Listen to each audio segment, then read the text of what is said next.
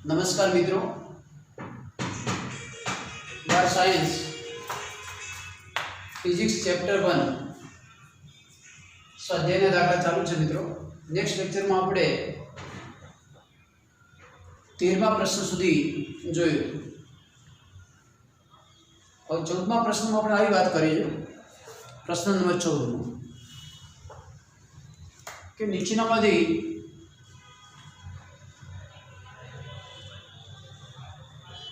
समान विद्युत क्षेत्र में त्रण विद्युत भार गतिपथ दर्शाया है। ये 14मो प्रश्न, प्रश्न नंबर 14।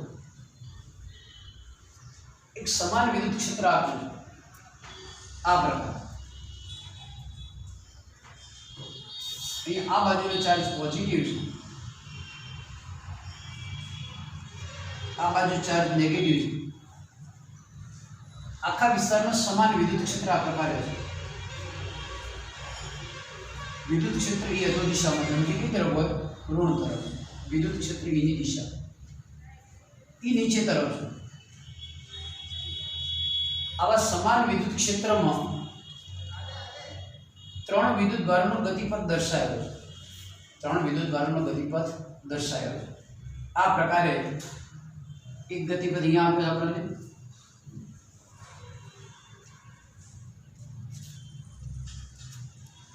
गतिपथ नंबर 1, नंबर 2 अहीं दर्शाव्यो छे अने नंबर 3 आम आपे छे गतिपथ।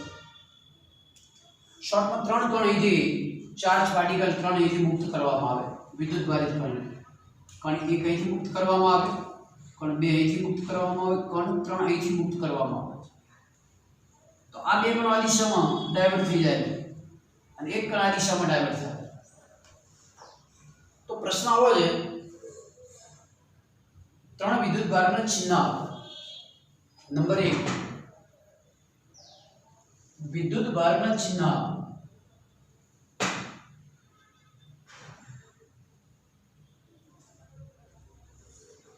चिन्ह एकदम इजीली ख्याल आवे आपने कि कयो चार्ज धन से कयो चार्ज ऋण से। मित्रों याद करो कि हमेशा पॉजिटिव चार्ज पर एना पर बल लागे क्षेत्रनी दिशा में, एना पर बल लागे की दिशा में क्षेत्रनी दिशा में। हमेशा नेगेटिव चार्ज पर एना पर बल लागे क्षेत्र करता विरुद्ध दिशा में। એટલે क्षेत्र करता विरुद्ध दिशा में जे कणो डायवर्ट थया छे एक कण ऋण विद्युत भारी जैसे जे कण क्षेत्रनी दिशा में डायवर्ट थाय एना पर बल ए दिशा में लागे छे तो धन विद्युत भारी जैसे। આપણે લખી શકીએ कि विद्युत क्षेत्र में विद्युत भार पर लागतु बल, विद्युत भार पर लागतु बल F बराबर Q। आ सूत्र अनुसार धन विद्युत भार पर बल लागे क्षेत्रनी दिशा में, ऋण विद्युत भार पर बल लागे क्षेत्रनी विरुद्ध दिशा में। धन पर बल लागे विद्युत क्षेत्रनी दिशा में, विद्युत क्षेत्रनी दिशा में।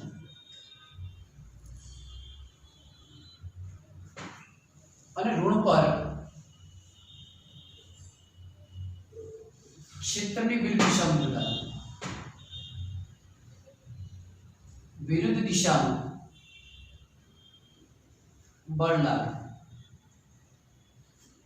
माटे कण 1 અને 2 ऋण विद्युत भारित हशे, ऋण विद्युत भारित हशे। जब कण 3 धन विद्युत भारित हशे। आराम कि धन पर बल लागे क्षेत्रनी दिशा में तीजो आम डायवर्ट थाय, पेला बे क्षेत्र विरुद्ध दिशा में डायवर्ट थाय माटे तीजो कण धन विद्युत भारित हशे, 1 ने 2 केवा हशे ऋण विद्युत। આ પ્રશ્નનો એક ભાગ પતી ગયો. બીજો ભાગ એવો કીધો છે આપણને કે કયા કણ માટે વિદ્યુત ભાર અને દળનો ગુણોત્તર મહત્તમ હશે. આ જ કિસ્સામાં આટલું ગાળી આવો આમાં બીજો ભાગ લઈ લઈએ. કયા કણ માટે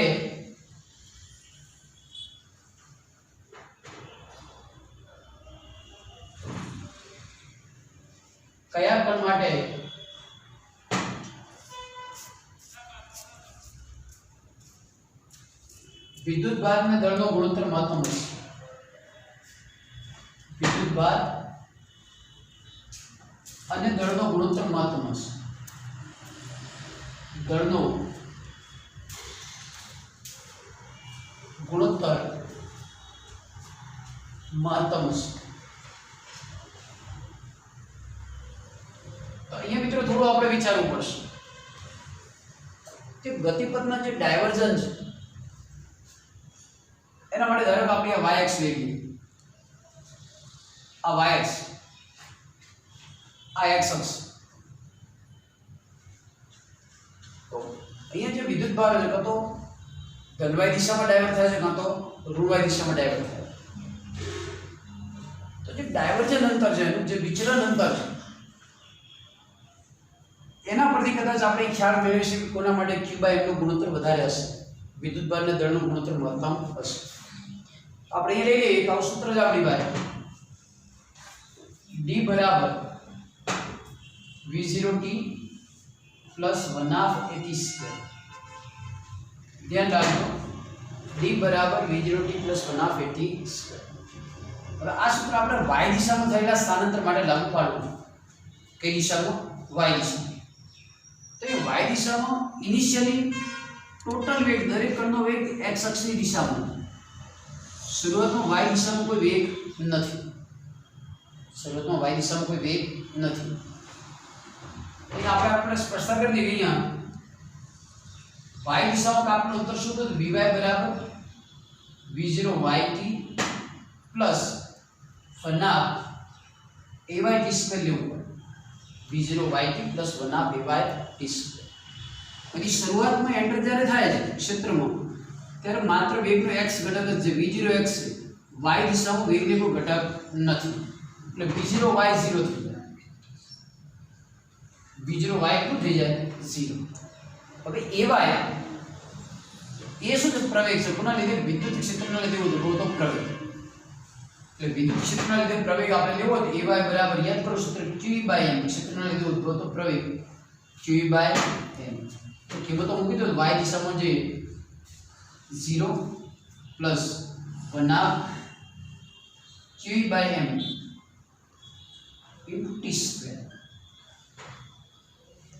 તો જે અહીંયા y દિશામાં જે સ્થાનાંતર આવ્યું એ આપણે આવું મળશે 1/2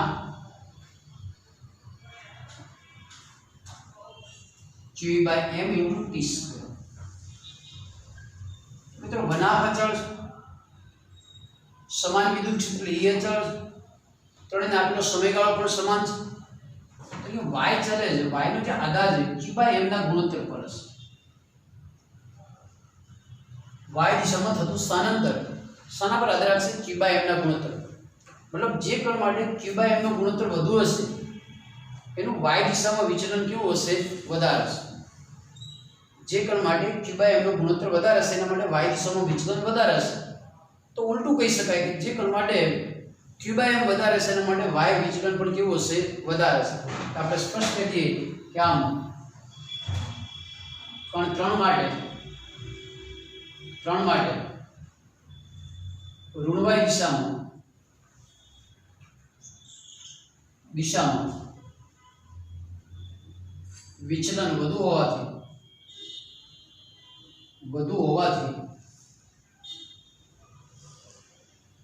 ત્રણેય કણોમાં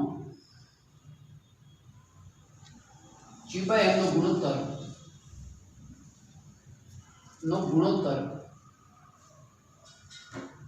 કણ 3 માટે વધુ હશે. ફરીવાર રિપીટ કરું,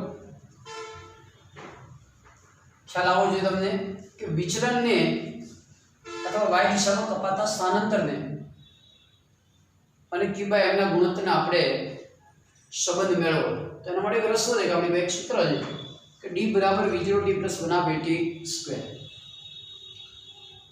હવે ઇનિશિયલી જ્યારે અહીંયા પણ એન્ટર થાય છે ત્યારે એનો ટોટલ વેગ x દિશામાં છે, y દિશામાં કોઈ ઘટક નથી. તો y દિશાનું સ્થાનાંતરનું સૂત્ર બને v0 y t + 1/t². તો v0 y t 0 છે એટલે 0 મૂકી દીધા. ક્ષેત્રને લીધે ઉદ્ભવતો પ્રવેગ q/m મૂકી દીધો, q/m. તો અહીંયા y નો આધાર માત્ર શાના પર છે? q/m ના ગુણોત્તર પર. તો જેના માટે y વધુ એના માટે q/m નું ગુણોત્તર પણ વધુ. તો વધારે y કોના માટે છે? 3 કણ માટે. તો ત્રીજા કણ માટે q/m નો ગુણોત્તર સૌથી વધુ હશે. આ પ્રશ્ન નંબર આપણો 14. પ્રશ્ન નંબર 15.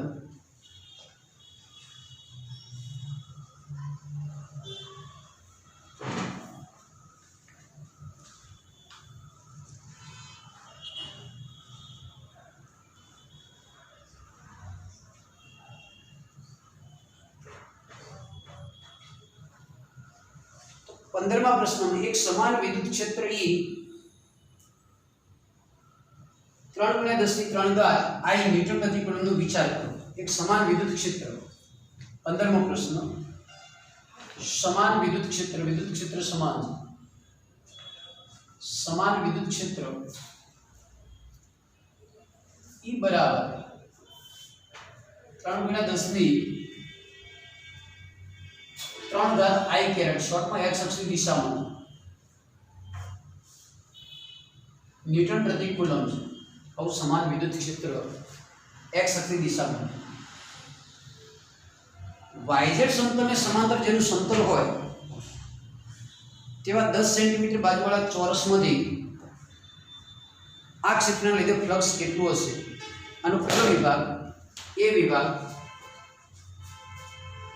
I बात करी yz समतल में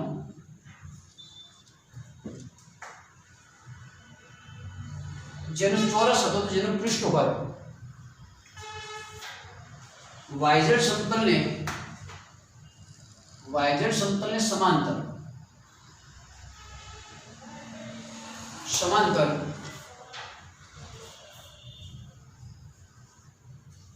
જેનું સમતલ હોય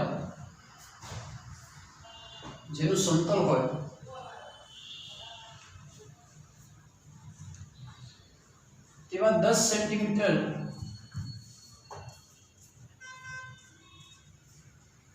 બાજુવાળા ચોરસ સાથે આ વિદ્યુત ક્ષેત્રના લીધે સંકળાતો ફ્લક્સ હોય. आ विद्युत क्षेत्रना लीधे संकळातो विद्युत फ्लक्स.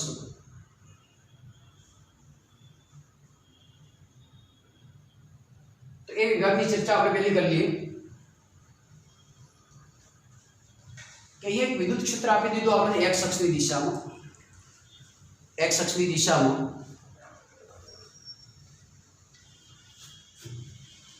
आ रीते अपने x y z समतल ले लीजिए.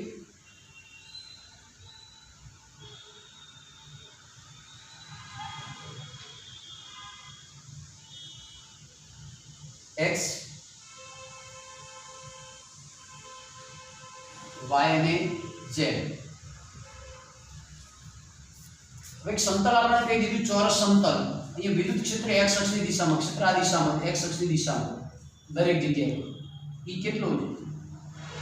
એની કિંમત 3×10⁻³ ન્યૂટન પ્રતિ કુલમ. yz સમતલ ને સમાંતર એટલે આ yz સમતલ થઈ ગયું. એમ એક આપણું ચોરસ આ રીતે વિચારો 10×10 નું જેની લંબાઈ પણ 10 સેમી પહોળાઈ પણ 10 સેમી હોય. હવે 10×10 નું ચોરસ તમે yz સમતલ ને સમાંતર વિચારો तो आनी साथे संकळातो फ्लक्स केटलुं? मित्रों फ्लक्स फाई बराबर फ्लक्स सूत्र फाई बराबर E dot A E cos theta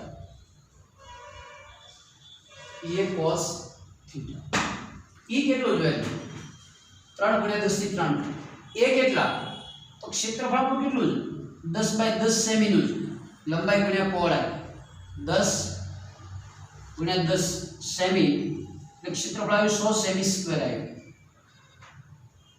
semi square ને મીટર સ્ક્વેર માં કન્વર્ટ કરો તો 100 × 10 ની -4 ઘાત મીટર સ્ક્વેર આવશે આટલું એનું ક્ષેત્રફળ હશે હવે થીટા કેટલો તો થીટા કોની વચ્ચેનો હોય ઈ અને એ ની વચ્ચેનો ખૂણો આપણે લેવો પડે તો ઈ x અક્ષની દિશામાં છે એ હંમેશા કઈ તરફ હોય તો સપાટીને લંબ અને બહાર આવતી દિશામાં એટલે સપાટીને લંબ આ દિશા થશે એટલે ક્ષેત્રફળ સદિશ પણ આ દિશામાં છે જે દિશામાં e છે એ જ દિશામાં તમારું a છે એટલે થીટા કેટલો થશે 0 થશે તો કિંમતો મૂકી દો a ની કિંમત 3 × 10 ની 3 ઘાત a ની કિંમત 100 × 10 ની -4 ઘાત થીટા આપણો 0 છે cos 0 ની કિંમત 1 કેન્સલ કરવી તમે 10 ની 3 4 5 જવાબ આવશે આપણો 30 ફ્લક્સનો એકમ ન્યૂટન × મીટર સ્ક્વેર પ્રતિ કુલમ અથવા તો વોલ્ટ × મીટર સિમ્પલ વસ્તુ હતી કે ક્ષેત્રફળ અને ક્ષેત્ર બે એક જ દિશામાં સમતલ ક્યાં વિચારો તમારું yz સમતલ ક્યાં વિચારો તો yz સમતલ એનું ક્ષેત્રફળ સદિશ કઈ દિશામાં જતો રહે x અક્ષની દિશામાં સપાટીને લંબ બાકી તો સિમ્પલ વસ્તુ હતી કે એનું ક્ષેત્રફળ કેટલું છે 100 સેન્ટીમીટર સ્ક્વેર અથવા 100 × 10 ની -4 ઘાત મીટર સ્ક્વેર તો આટલું ફ્લક્સ મળશે હવે વિભાગ બી માં આપણે આવી વાત કરીએ વિભાગ બી માં તો વિભાગ બી માં એ વાત કરીએ જો આ ચોરસ ના સમતલને દોરેલો લંબ x અક્ષ સાથે 30 અંશનો 60 અંશનો ખૂણો બનાવે તો તેમાંથી કેટલું ફ્લક્સ પસાર થશે હવે આવી વાત કરી બી વિભાગ બી ની વાત કરીએ આ ચોરસ સમતલ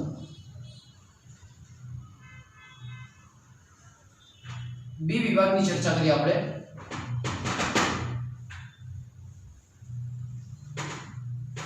જો આ ચોરસ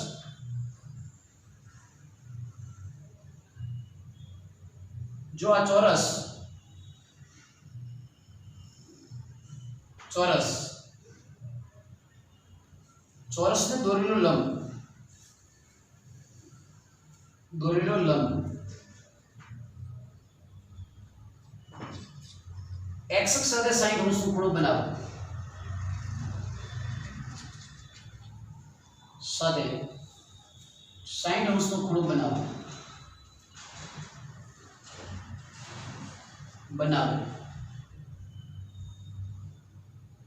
તો ચોરસ સાથે સંકળાતું ફ્લક્સ કેટલું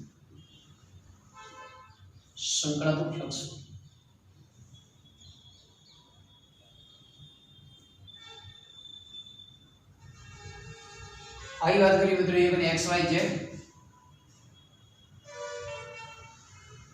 આ x આ y આ z સમતલનો ક્ષેત્રફળ સદિશ અથવા સમતલનો લંબ એક સમતલનો લંબ આપણે આ રીતે લઈ લઈએ આમ x અક્ષ સાથે 60 અંશનો ખૂણો બનાવો દર કા ખૂણો 60 નો આપણો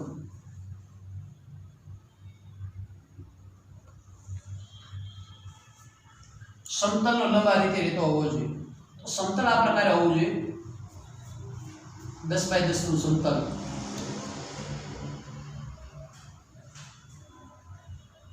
જેથી સમતલને દોરેલો લંબ આ લંબ દોરેલો કોને દોરે સમતલને લંબ એ x અક્ષ સાથે કેટલા અંશના ખૂણે છે 60 અંશના તો ફ્લક્સ કેટલું મિત્રો ફરીથી વિદ્યુત ક્ષેત્ર બે દિશામાં x અક્ષની દિશામાં ક્ષેત્રફળ સદિશ ક્યાં જાય સપાટીને લંબ અને બહાર આવતી દિશામાં શોર્ટમાં એ આ દિશામાં આવશે તો આપણું થીટા માત્ર ચેન્જ થાય દિશામાં બીજા કિસ્સામાં શું ચેન્જ થાય થીટા ફ્લક્સનું સૂત્ર ફરીથી phi બરાબર e cos થીટા એની વેલ્યુ તમને ખ્યાલ 3 × 10 ની 3 ઘાત ક્ષેત્રફળ 100 × 10 ની -4 અને cos 60 cos 60। तो जवाब આવશે આપણો 15 ન્યૂટન ઇન્ટુ મીટર સ્ક્વેર પ્રતિ કુલમ। ક્ષેત્રની દિશા ચેન્જ કરવાની હતી, ખાલી સમતલ જે છે આમ yz માં હતું એના બદલે x અક્ષ સાથે 30 સોરી 60 અંશનો ખૂણો બનાવે એ રીતે સમતલ રાખો, સમતલનો લંબ એ કેટલા અંશનો ખૂણો બનાવે 60 અંશનો ખૂણો બનાવે। સમતલનો લંબ એ જ શું છે ક્ષેત્રફળ સદિશની દિશા, ક્ષેત્ર એ આ દિશામાં x અક્ષની દિશામાં અને એ આ દિશામાં બે વચ્ચેનો ખૂણો કેટલો થશે 60। તો પહેલા કિસ્સામાં આપણને ફ્લક્સ 30 મળતો એ cos 60 માં 1/2 થી એટલે ફ્લક્સ એના કરતાં કેવું મળશે આપણને અડધું મળશે। 16મો પ્રશ્ન નંબર 16।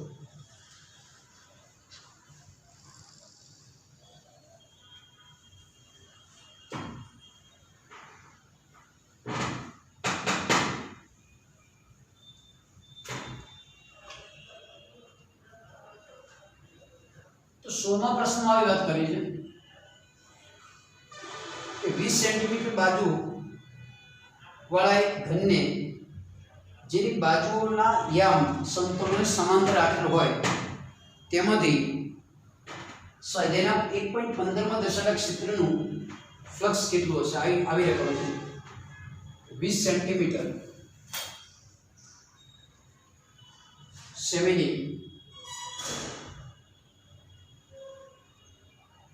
બાજુવાળા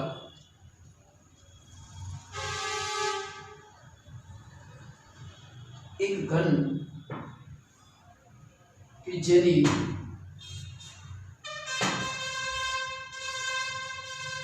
બાજુઓ યામ સમતલને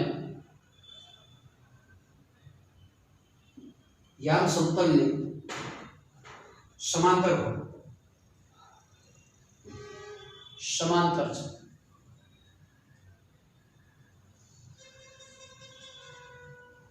તો સ્વાધ્યાય 1.15 ટૂંકમાં ક્ષેત્ર આપણે આગલા દાખલા લેવા કરી 1.15 માં દર્શાવેલ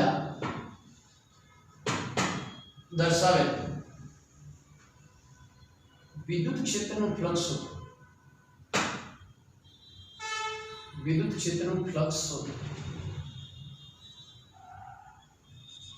सिंपल वस्तु है कि 20 सेंटीमीटर નો એક સમઘન વિચારવાનો જેની બાજુઓ યામ સમતલને સમાંતર હોય અને આ સમઘન સાથે 15મા પ્રશ્નમાં જે ક્ષેત્ર હતું મતલબ ક્ષેત્ર x અક્ષની દિશામાં જે હતું એક ક્ષેત્રમાં સમઘન મૂકેલો હોય તો તેની સાથે સંકળાયેલું ફ્લક્સ કેટલું હશે આપણે એક સમઘન લઈ લઈએ આ સમઘન છે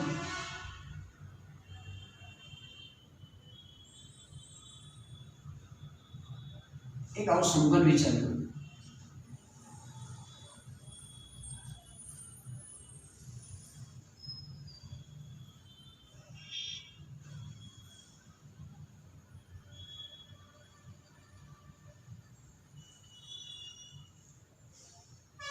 જેની બાજુ યામ સમતલને સમાંતર છે એટલે આપણી x અક્ષ આ y અક્ષ આ z અક્ષ દરેક બાજુ લંબાઈ કેટલી છે 20 સેન્ટીમીટર।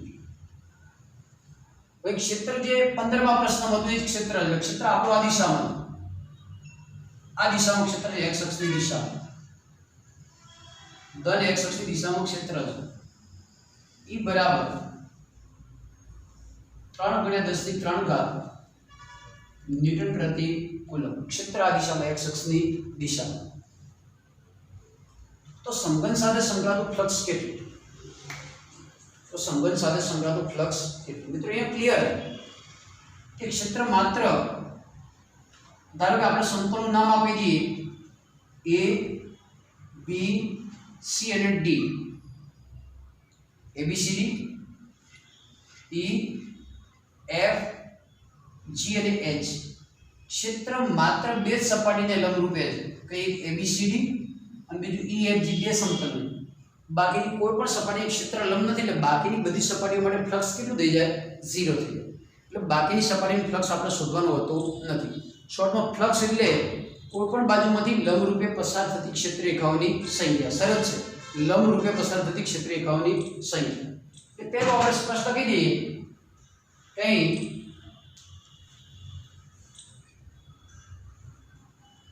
અહીં સમતલ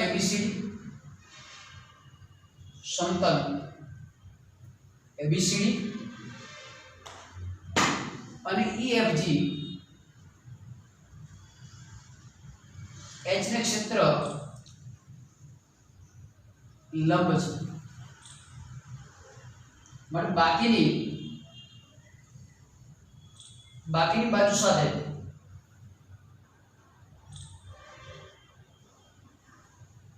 કોઈ ફ્લક્સ સંકળાતું નથી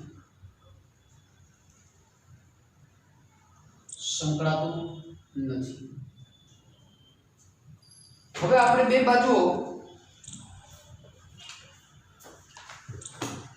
સાથે સંકળાતો ફ્લક્સ શોધવું છે કોની સાથે ABCD અને EFG સંઘનું કુલ ફ્લક્સ શોધવું પડે તો ABCD માટે ફ્લક્સ શોધવું તો એના માટે આપણી પાસે E અને A હોવું જોઈએ બીજું થીટા હોવું જોઈએ તો બાજુ એ લઈ લઈએ ABCD માટે ક્ષેત્રફળ સદિશ આનું જે ક્ષેત્રફળ છે સપાટીને લંબ લઈને જવાનું બહાર આવતી દિશામાં ક્ષેત્રફળ સદિશ આ દિશામાં આવશે અને વિદ્યુત ક્ષેત્ર અંદર તરફ એટલે થીટા કેટલો થશે 180 અહીં આ દિશામાં આ દિશામાં તો બેમાં થીટા કેટલો થશે 180 તો ABCD માટે ફ્લક્સ આપણે લઈ લઈએ તો φ1 બરાબર EA cos 180 EA cos 180 cos 180 -1 થાય આપણે આ ફ્લક્સ મળશે -EA મળશે અને મિત્રો તમને એ પણ ખ્યાલ છે કે દાખલ થતું ફ્લક્સ હંમેશા માઈનસ હોય બહાર આવતું ફ્લક્સ હંમેશા પ્લસ હોય ચલો સમતલ EFGH માટે ક્ષેત્રફળ સદિશ સપાટીને લંબ બહાર આવતી દિશામાં વિદ્યુત ક્ષેત્રફળ એક દિશામાં તો અહીંયા થીટા કેટલો બનશે તમારો 0 બનશે કેટલો બનશે 0 તો નંબર 2 EFGH માટે ફ્લક્સ φ2 બરાબર EA cos 0 ની કિંમત 1 એટલે ફ્લક્સ પ્લસ EA મળશે કુલ ફ્લક્સ કેટલું થઈ ગયું -A plus EA net flux કેટલું થઈ ગયું 0 તમારે કુલ ફ્લક્સ φ બરાબર φ1 પ્લસ φ2 0 આવશે એટલે કોઈ ફ્લક્સ સંકળાતું નથી જેટલું ફ્લક્સ દાખલ થાય છે એટલું ફ્લક્સ શું થશે બહાર આવશે દાખલ થતું ફ્લક્સ માઈનસ મળશે બહાર આવતું પ્લસ મળશે નેટ ફ્લક્સ કેટલું થઈ જશે 0